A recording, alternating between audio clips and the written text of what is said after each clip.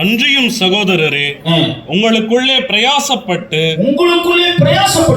கர்த்தருக்குள் உங்களை விசாரணை செய்கிறவர்களாய்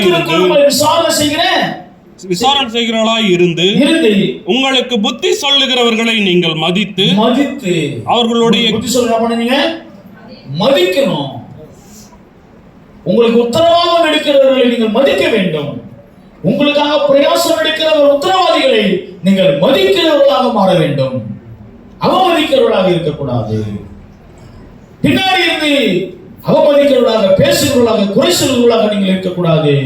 அவர்களை நீங்கள் மதிக்க வேண்டும். ஏனென்றால் உங்களுக்காக அவர்கள் உத்தரவாதம் எடுத்து உங்களுக்காக பிரயாசம் எடுக்கிறார்கள், உங்களுக்கு ஆலோசனை சொல்கிறார்கள், உங்களை நல்வழியில் நடத்துகிறார்கள். அவர்களை நீங்கள் மதிக்க வேண்டும். மதித்து படிப்பா.